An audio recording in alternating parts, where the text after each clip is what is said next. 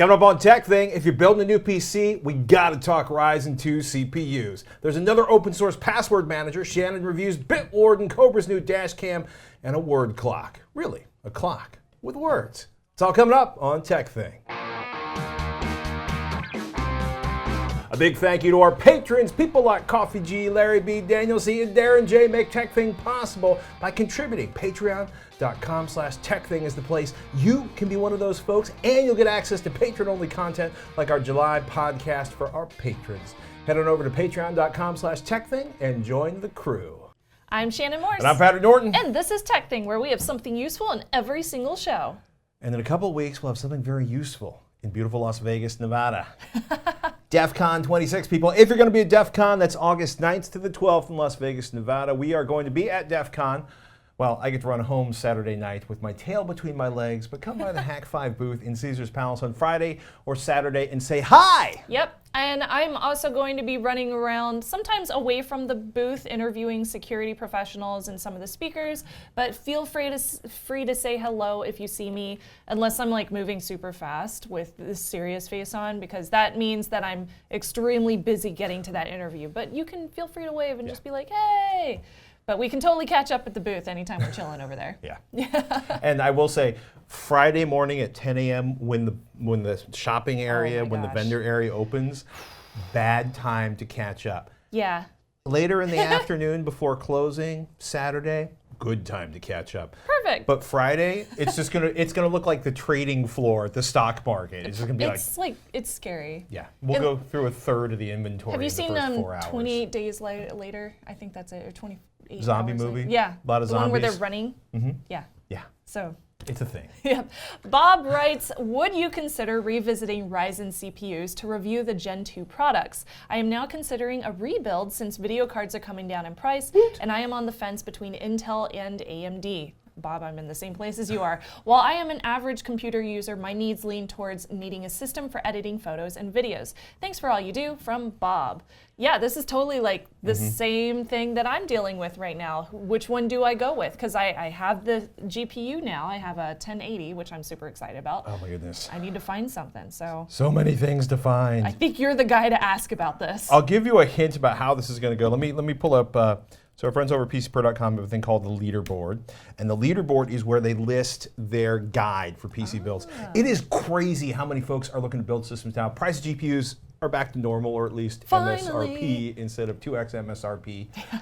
But if you're thinking of a mid-price system, say somewhere between $700 and $1,100, you're looking for like a GTX 1060. And 8 gigabytes of RAM, not on the GTX 1060, but actually on the motherboard. Like that's like the sweet spot right now. Yeah. But if you're looking for a less expensive system, take a look at this.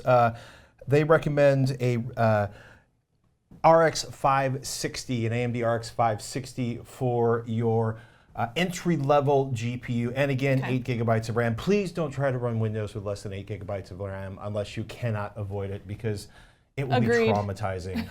And that's like that entry-level system, that bargain system, that's like the $500 gaming PC range. It's kind of crazy because we got so used to prices being so expensive, but you know, look, we probably don't want to refurbish, but like an RX 560, they're selling for, let's see, $125. They're selling for $150. Okay, that's not bad. Yeah, 1050 Ti's. If you have the money for a 1050 Ti and you're all about 1080p gaming, first of all, AMD 560, fine for 1080p gaming.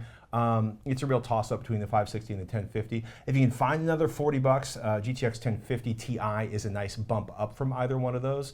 I just wanted to get that out there and shop around, because like, you know, when you're looking at these, like there's an EVGA and a Zotac and a Gigabyte, you know, 1050 Ti, 1050 Ti, 1050 Ti, 4 gigabytes, 4 gigabytes, 4 gigabytes, 4 gigabytes.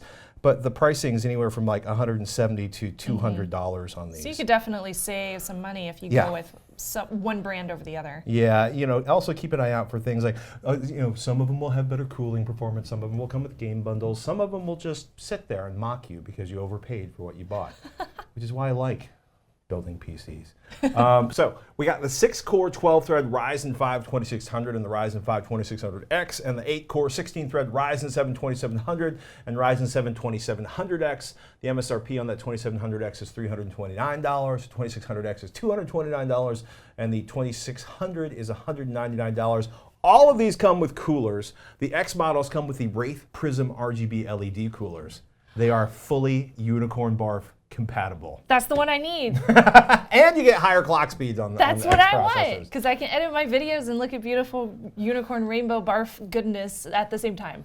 I would say I think we've officially adopted Unicorn Barf as the word of choice. Unicorn rainbow barf. Unicorn Rainbow Barf. Isn't all Unicorn Barf rainbow? Yes. There we have it. As long as it's not sick. And then it's just silver. Sorry. It's okay. We've been Too like much of a tangent. no, it's perfect because I'm envisioning Hagrid in the woods with Yep, Harry. me too. We listen to those books a lot at Yep. my house. I don't know if they do at Shannon's house. Biggest change in Ryzen 2 is the Zen Plus architecture and a process drop from 12 nanometers or to 12 nanometers from 14 nanometers. So process drops means bumps in clock speed, reduction in power usage. AMD says about 11% there. It is super awesome when you take a look at what's going on. They did a ton of work on tweaking the design, especially reducing latencies between the memory, the L3, L2, and L1 cache, anywhere between 13 and 34% bumps in performance. Oh, wow. Yeah, and major changes to precision boost so that it actually works for more than a 2-core load, which is a very, very good thing. And that was one of the things with the first gen Ryzen. Precision boost was really great, but Yeah. as soon as the heat spun up, it was like, and it flattened everything out.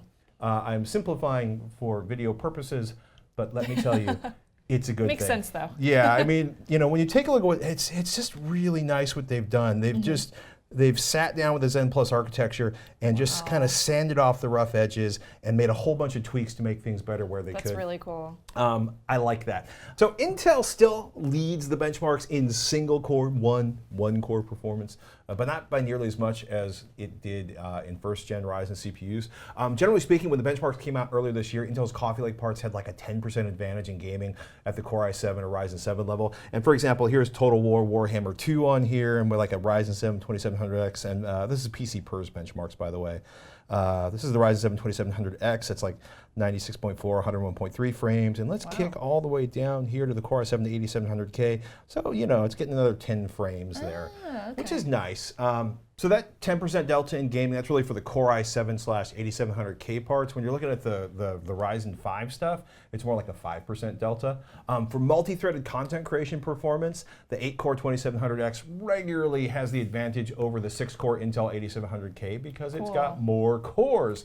That's what I need. But what's really crazy is if you are looking for something like a Core i5 processor, this benchmark right here, we're taking a look at X264, basically video encoding. This is 100.51 frames per second. And look at the Core i5 8600K with a sad little 55.35 frames per second. That's a huge difference. Yeah, Ken over at PC Per summed it up. The biggest story here is the massive performance advantage of the Ryzen 5 2600X over the Core i5 8600K. So on that particular benchmark, the extra 10 threads of processing capability provided nearly 50% advantage in pass 1 of encoding, and then like 20% in pass 2. Wow.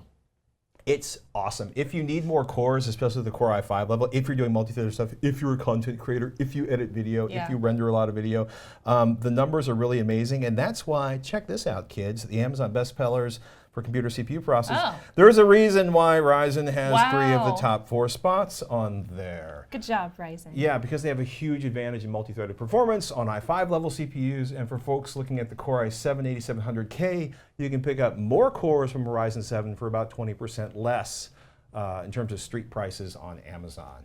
So it sounds like we're leaning towards the Ryzens. Well, I have a Ryzen 1800X system at home. I have a Ryzen 1700 system at home. We'll have links to the reviews of the Ryzen 2 CPUs, PC Per and HardOCP in the show notes if you want to get deep and personal with all the benchmarks. But yeah, I mean, I mentioned the PC Per leaderboard before. It's like entry-level system, AMD Ryzen. Mid-range system, AMD Ryzen. High-end system, AMD Ryzen. Dream system, That's AMD awesome. Ryzen. Because they're giving you tremendous performance for the money. I think this is the first time in my life that I'm going to not build an Intel computer. Oh my goodness. I'm excited. You should be excited. It's an exciting time. Yay! 2 quick thoughts. If you have a first-gen Ryzen CPU, like I do, you probably don't need to upgrade to these unless you just have a desperate need to upgrade. And if you're building a budget system, do not forget to buy an inexpensive GPU to go with that Ryzen processor, because even though there may be an HDMI port on the motherboard, there's no graphics in the GPU. Yeah. Just so you know. Let us know if you have any questions about computer parts, all the insides of the computers, because we love to build them here on the show for you. And it sounds like I'm going to be doing a build pretty soon, since I finally have that GPU, that 1080 I'm very excited about. We'll try to get Ryan from PC Per to talk about the new Threadripper stuff. And Cool. early benchmarks on the 1170, the GTX 1170, have been leaking, but we have no idea if they're valid yet. Ask at TekThing.com if you want to provide us with any kind of feedback or questions, or you can tweet us at TekThing. Please do. We got an email from Jake. He writes, "Hey, Shannon and Patrick. I recently heard about a password manager that I wondered if you had heard about. Bitwarden is an open source password manager that seems to check all the boxes for me. Open source with an active community, options for the major platforms, including browser extensions, mobile apps, and Linux support, multiple deployment options, including a quick and easy cloud option, or roll your own option using Docker, free and premium features. So the question is whether it will be able to pry me away from LastPass. I love open source solutions, but I am deeply entrenched in this proprietary but excellent product. I would love your input and to hear what other viewers might have to say about Bitwarden. Thanks for the great show. I am a Patreon supporter, Jake H. in Minneapolis, Minnesota, and thank you for your support, Jake." Yes, thank you so much, Jake. So I started looking into Bitwarden, and I was actually really excited to check it out because I had never heard of it before. But the fact that it's open source, the fact that it's free, the fact that it's cross-platform, these were all very, very appealing to me. Now, here's the thing, though. I don't know how it stacks up security-wise because I could find no proof online of a third-party audit happening for Bitwarden ever in any of their different applications, cross-platform. Other password managers in the past have had vulnerabilities which have been patched and have been updated, so I would like to see an audit done of Bitwarden to make sure that they don't have those same kind of vulnerabilities as well.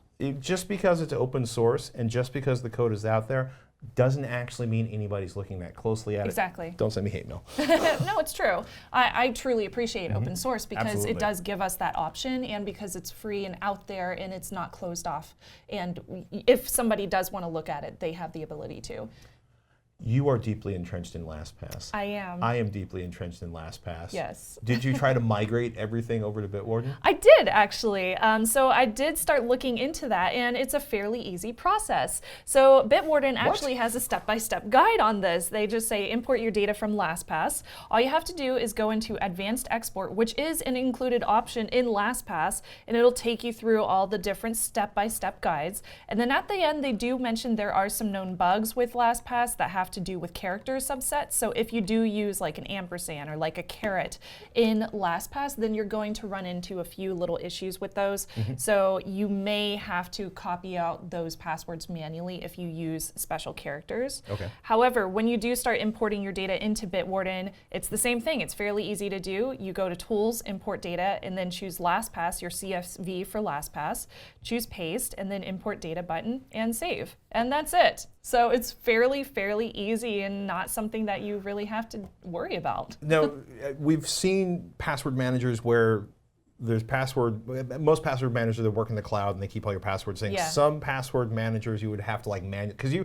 did this You would on have to Windows manually and in do it. Chrome Yeah. and on your Android phone. Yeah, exactly. Does it sync in the cloud or did you have to do it manually? It does sync in the cloud. Okay. Yeah, so as soon as I changed a password or updated one, like I signed up for a new account in Reddit just to test Bitwarden with, it synced on my phone too. And it good. synced in Windows too. So if I didn't have the application extension in Chrome, automatically synced on Windows too. So again, it is cross-platform. They have a whole list available on their website. They have on desktop, Windows, Mac, and Linux. So I have the desktop mode available right here. They also have a web browser extension for 8 different web browsers, including Brave, which I thought was awesome. So freaking cool. There are also apps for Android and Apple phones, and there's a command line interface version, and there is a web vault if you don't have access to the extension or the software on your current systems. And it's also cross-platform. It auto-updates across all those devices. It auto-logins with your codes and your passwords. It generates randomized passwords up to however many characters you want that password to be. More characters than you want to deal with. Yeah, exactly. It has a built-in security checker for your passwords. So for example, if you go back over to my computer here, I can, let me go ahead and go to my vault, and you'll see this Reddit one right here. I just made a new Reddit account. There we go. If I just click on it once, and then I click on this little check mark, check if passwords have been exposed, it'll give me a little green code that says this was not found in any known data breaches. Oh, cool. It should be safe to use, which totally makes sense because the way I created it was generating a new password in Bitwarden with all sorts of randomly generated passwords. And in order to do that, it's fairly simple too. You just go into the generator button right there, choose your length, and you can have a length up to 128 characters, which is absolutely ridiculous, but go for it if they accept it. It's all fun and games, so you have to manually type in a 128 character password on your phone. And you can add symbols in there if you need to, which is wonderful because that adds a little bit more security to your passwords. Yeah, and then you can just go to your vault and you can choose your password. If I go over to the Reddit page, and I'll show you what happens whenever you want to log in with something new, you will see LastPass here because I am still using LastPass, but if I go up here to Bitwarden and click on Reddit, it automatically autofills those. Nice. I can click sign in and it works perfectly. And I'm now logged in. I will be redirected. Yay, it worked. Now they do have a premium model as well because this that I am using right now is free. It's $10 a year. However, you can pay also $1 per month if you choose to do that. $10 a year saves $2.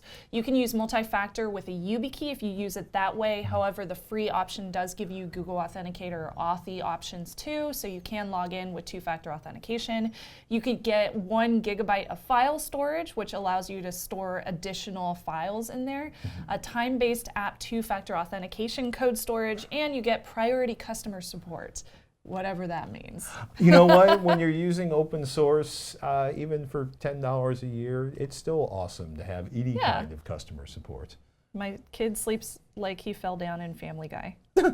Maybe I shouldn't show that on the show. It's funny. My goodness. And it was easy to move from LastPass to Bitwarden. Yes, it was. It was surprisingly easy to do that.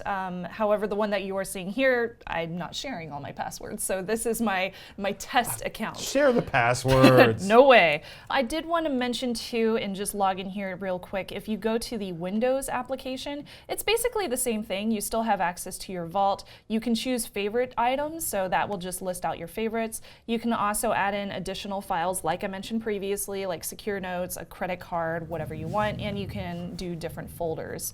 And this is where you can also sign up for memberships, and you can do that password generation, which is available right there. So they do have a lot of options available in Bitwarden, and it's fairly easy to use. I think that it's a really good option. Since I'm not a coder though, again, I would love to see an audit done with their open source code, which is available on GitHub. So if you do have the capacity to understand that programming, then absolutely go take a look. Now there are a lot of password generators and a lot of password managers out there. Possibly too many. There's a lot. We use LastPass because it's the one that I've been using for a very long time. There's no specific reason that I use LastPass only, but they do have that security checker that gives you a scorecard that I love using all the time just to make sure all my things are updated. Well, a big part of the reason we use LastPass is because it allows groups of people to have the same password and share and automatically update the same password. I'm glad you mentioned that. Oh. Yes, I'm glad you mentioned that. There is a business version of Bitwarden. Nice. Yeah, so I've been just talking about the personal use version, but if you do pay for Teams and Enterprise, you do have the option to do syncing across different users, which is super, super cool too. So yeah, you don't necessarily have to stick with LastPass if you don't want to. This is a totally great option. So I would love to hear your feedback on your favorites, whether it's Bitwarden, whether it's LastPass, or any of the other ones out there. Ask at TekThing.com, or you can tweet me. I'm at Snubs on Twitter, and I love to answer these kind of questions for you. We love your questions, your tips, and your suggestions, products, and ideas to check out. We learned about something new because you emailed ask@TekThing.com. You can also tweet at TekThing, at Snubs, or at Patrick Norton. I'll answer the ones that are sent to at Patrick Norton on the Twitter. And a big shout out to our patrons at patreon.com/TekThing. You pay the bills, you make the show possible. Our thanks to you. Join the crew that makes TekThing happen at patreon.com/TekThing, and you can download our latest Patreon-only podcast. Again, that's patreon.com/TekThing. And if you can't donate, we understand. Keep sending in those emails, and hey, if you could spare a moment or two, give our video a thumbs up on YouTube, like our Facebook page, or review TekThing on iTunes or your favorite podcatcher. We would really appreciate it. It all helps. Thank you so much for supporting TekThing. Cobra! They just announced a bunch of new dash cams, including this little beautiful thing, teeny tiny cube that I have here, back in June. I just want to say I own 4 Cobra inverters, none of which have died yet, and I do terrible things to them. And yes, I do covet Cobra CBs. I just want to say that. Just want to get that out there. So they're now shipping over on their website. You can check out all the different ones. I, of course, am always looking for the bestest dash cam ever, so I am checking out their top of the line. This is called the Dual View Dash Cam with iRadar -2316D. Currently, it's $239.95 MSRP. Unfortunately, it's currently on back order, but you can probably find it through some resellers too. Amazon. Yeah, exactly, like Amazon. It is a little bit more expensive than some of the cheapy models that I have purchased on Amazon previously, so keep that in mind. But again, this is a dual view dash camera. It's also from a company that'll probably still be in business in 5 years. Yes, exactly. So yeah, it has 2 cameras randomly. One is for the front window like a normal one would, and then one is for the rear, so you can watch what's happening behind your car. Or you could be like a Lyft or Uber driver and you could stick it in your back so you could watch your passengers too. Having been rear-ended in traffic here in the Bay Area, I can totally get down with the rear-facing camera or the me too. rear seat monitoring video. I was like, okay, this will be cool. So it comes with a 14-foot extension cable, not just this little teeny tiny one, so that you can power it with one USB vehicle power adapter. So you don't have to plug it into 2 separate ones, which is also really nice. Both of these are 4-megapixel CMOS sensors, and the cameras are up to 1296p, although this does drop down to 1080p when in dual camera mode in the front, and then 720p in the rear camera. And then both of them record video files at the same time, since both of them are cameras and both are plugged in at the same time. So you get dual camera action shots. So if somebody like hits you and then you end up hitting the car in front of you, you have proof that it was like that guy's fault. I had a friend who was just narrowly avoided being the 42nd car in a 41 car accident, and then was rear-ended and became the 42nd car in an 85 car accident. That's the thing, like these things happen and you would probably want that for an insurance claim or something like that. So since you are recording 2 cameras at once, you can also download their free software to edit the videos together so you can view them simultaneously, you can crop and merge clips. I don't use that because I'm a Premiere Pro lady, and that's what I prefer to use. Most people aren't video professionals. Nope. So it's nice that they have So that. they have a free option if you want it. The front camera is ultra wide. It's 160-degree viewing angles, while the back one is 130 degrees viewing angles, and they offer pretty clear picture throughout the day. Although bright lights, such as when the sky was super cloudy like yesterday, it was pretty blown out and it caused some exposure issues whenever the cameras were recording. But still, road signs were very easy to read. Details around me were very easy to read, even though my windshield is extremely dirty and there's some bird poop on it. So keep that in mind. You should probably clean your clean your windshield if you're using a camera. At least a little circle in front of the camera. Yeah, I made sure to aim it so that the bird poop was out of the way. So thoughtful. So you can read license plates, you can read signage just perfectly fine. After dark though, the recordings are okay. Lights are still pretty blown out, but I was able to still read street signs and license plates of the cars around me. Although my windshield was definitely still dirty, so it caused some reflections on the cameras. That is not a fault of the camera. That's because I never clean my car. So sorry, guys. But it's an honest test. It's an honest test. It also records audio, and the audio is about the same as my current $100 dash cam, which tells me that they probably have the same kind of microphone technology inside of here. It's not exceptional quality, but it's decent enough to hear conversations that are going on in the car. Just like previous models that I have reviewed, these also come with that loop recording option, and that loop recording happens at 3, 5, or 10-minute video clips. And there's also an emergency mode, plus a parking mode in case anyone bumps into your car while it's parked. There's a G sensor with 3 different sensitivity settings, just like the other ones that I've checked out. So it also detects bumps or impacts, and it sets that emergency recording so it won't be recorded over in the looped videos. You can also manually set those emergency recordings by pressing this blue button in case something happens while you are driving and you want to make sure to capture that and save that video footage too. When you say emergency recording, you mean like that just happened, I don't know if it captured a video, I'm going to hammer on the blue button to make sure it saves? Okay. All you have to do is hit it once and it'll ding, it gives you a little chime, and then that 3-minute loop or 5 or 10-minute loop will be kind of cordoned off. It'll be like cordoned off and saved into a separate file or a separate folder so that when the loop starts over, it doesn't end up wiping that one out. Doesn't override it. Yeah, which is wonderful because then you can like keep track of all the crazy drivers that are on the road and then make a YouTube video of it at the end of the year. I may be considering doing that. Crazy drivers. Let me know if it's cathartic. Okay, I will. It probably will be. It'll be great for my soul. You'll come in the next day raging and throwing stuff around. And then in February, remember the guy with the yellow Honda with the stuffy in the back window? The stuffy! That's what it's going to be like. Everything is recorded locally onto a 16 gigabyte micro SD card, but you can replace this with a card up to 64 gigabytes. However, the 16 gigabyte one is the one that comes with it, so you don't have to buy an additional one if you don't want to.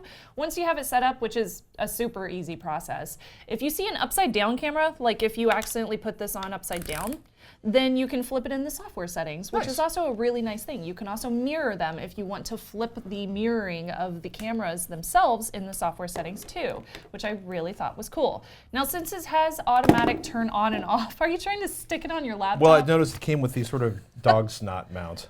Sorry.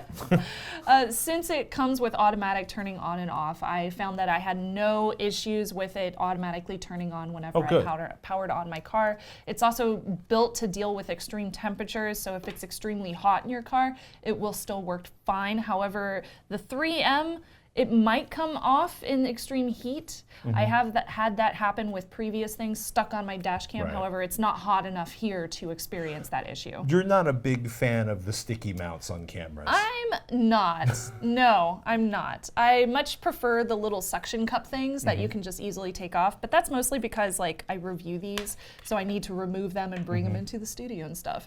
I would much prefer something that doesn't dirty up my dash or my windshield. I don't know, it's just a personal thing for me. The Dash series also features advanced driver assistance systems by providing warnings if you drift into a different lane. That's called lane departure warning system, or come up on an object too quickly, which is called forward collision warning system. Now in my testing, because I did test one of these, it successfully alerted me of a lane departure, which was really cool. It gave me a little chime and it turned into this very red and yellow image on the screen of the camera. And it beeped at me and it told me that I was going out of the correct lane, which I thought was really neat. But it also gave me a few false positives too. So for example, I was parking in the public transit parking lot and it thought I was going over the wrong line when I was turning into a parking space. So I was just like, I know, but I'm going really slow and it's a parking lot, so it doesn't really matter that much. Okay, Dashcam. The Dashcam also has a partnered app from Cobra. It's called iRadar. It's Bluetooth enabled. It sends alerts about red light cameras, speed traps, caution areas, live police activity to your Dashcam from your phone. The Dash 2316D can also pull location and speed data from the smartphone and embed it into the video files of the Dashcam. Now in my testing, if I run iRadar on my phone will alert me of this kind of data in the application, which is really cool. But since the data is pushed by other customers, it's not necessarily going to be entirely correct or updated 24/7 because it's crowdsourced. I also noticed that even though my phone and the Dashcam, both of them said that they were connected per the manual, none of that information actually got pushed to the Dashcam from my phone. I only received that information on my phone. So I would not buy this based on that one feature. So a few things that I didn't like about it. Again, the 3M adhesive, I would much prefer just a suction cup, because the 3M makes it very hard to reposition them. It also makes it hard to get off my window to review. Personal complaint. And they also charge you for those additional accessories if you do want a suction cup. Otherwise, I really enjoyed using these dash cams. I thought the video came out really well. I really like the perks of the additional camera in the back, which was super cool. I like the lane diversion warning system. I thought that was awesome, and I was surprised that it actually worked, which I was like, oh my God, that was so cool, it worked. So that was cool. But you're mostly paying that extra money for that extra camera in the iRadar app. Everything else can be found in cheaper cameras otherwise. So if you only need one camera in the front, then I would say you probably want to save your money or go with one of the cheaper models on Cobra. Otherwise, this is really cool. I can see out of the back of my head at the same time. Twice as many videos. Yeah, it's kind of awesome. Twice the end of the year outrage. And if you're wondering if you can see both of them on here, you can. You can do a split model, or you can do a split view, so you can see both cameras at once. You should be looking That's at the pretty road, neat. though, not watching the rear view on. Absolutely, and you can turn off the screen too. Oh, thank goodness. So they have a lot of settings and a lot of options and customizations in the camera itself. I thought it was a really well-made camera, and this is one of the easiest GUIs that I've been able to use on a camera so far. Especially with the cheap cameras, Yeah. the user interface has often It's been, not always the best. I would say, tragic in some cases. Yeah. Let me know what you think. Ask at TekThing.com, or if there is a specific dash cam out there that you think that I should get on the show, definitely let me know at Snubs, or you can also tweet at TekThing. We generally don't cover decorative clocks here on TekThing, but I am a geek, and when Princess International sent a link to the fantastic LED word clock 8x8 displays time as text, wall mount or desktop with built-in stand adapter powered by AC included.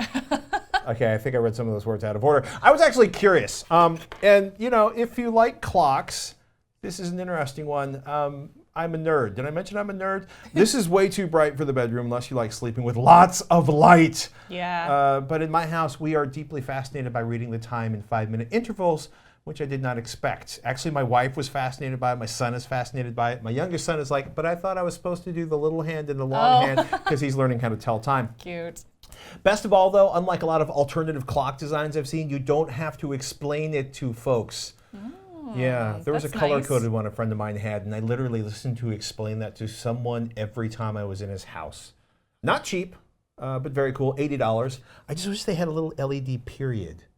Oh, at the end. very end? Yeah, you know, because it cycles through. If there's just a little period. That's 'cause funny. grammar, I'm just saying. Anyhow, Amazon.com, link in the show notes, and I just want to say thank you to our friends over at Hack5. If you haven't been, we shoot in this space, which belongs to the crew at Hack5. They are awesome. Shannon is one half of the Hack5 team, in case you did not know that. If you haven't seen the Security and Privacy Podcast, go to hack5.org. It's Shannon's other show. Then check out the superior pen testing and USB automation tools over at hack5.org/gear.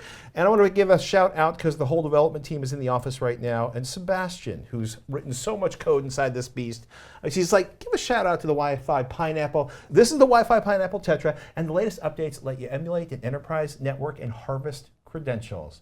I asked Sebastian, like, what should I promote this week? And he's like, the new enterprise tools. Yes. You can emulate an enterprise and harvest credentials. He has a German We're very accent. proud of them for these enterprise tools. It's actually really cool. And very affordable compared to the enterprise grade tools that you see. Yes. For example, if you have a Tetra, it's free. Yeah, that's Free very is true. very affordable compared to spending tens of thousands of dollars on licensing. Yes, it is. Just want to say that. And remember, once in a while, put down the phone, step away from your screen, and close the laptop and do something analog. Like, look at your clock. Like, look at your clock. Yes, Sorry. you know, that would be, that is a very analog clock. No, I mean, Nate. it's not smart, right? There's no connection in there? No. Okay, yeah. Then It's dumb, therefore it analog. always works, unlike the atomic clock we used to have at the warehouse. But Shannon's Nate. going to tell you about Nate. Yes, so Nate sent us this link and he says, been building this 1/8 scale F100 Super Saber out of Home Depot insulation foam, about ready for maiden. So by now, I'm sure he has already launched this. Attached is the build log, and he also sent us a link to the forum log where he has written up a ton of information about this, and it is just amazing. I mean, just look at these photos. They're incredible, and It's I a want pretty to build amazing one build. now. It's so neat. I'm so proud of you, Nate. It's amazing. Teach me how to do this, because I want to build one. Start with the build log. Yeah, I guess so. We'd also find there are simpler places to start with DIY planes. This is really cool. And it looks like he has his kid in there doing it too. Oh my gosh, that's awesome. Way to go, dude. The boys are becoming really good drone pilots. Really? Yeah. Oh. Seamus is gonna it's gonna be another year, but I think Seamus will be ready to challenge That's Darren. exciting. Ooh, cool. Oh my goodness! Come on, Darren. You wanna race Seamus? Uh-oh.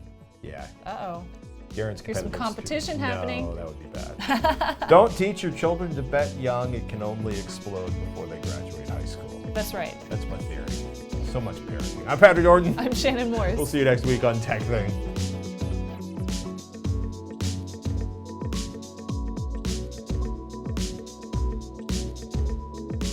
Teach your child how to gamble so they don't learn the hard way. That's a very bad idea.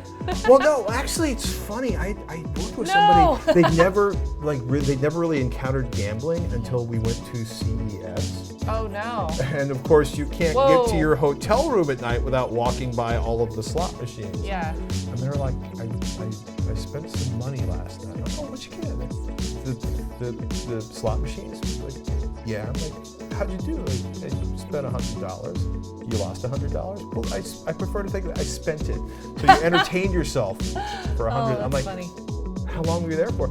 About 15 minutes. That's it? Oh my gosh. So I only play slot machines whenever I see a Lord of the Rings slot machine, and I don't know how, but I always win 20 bucks.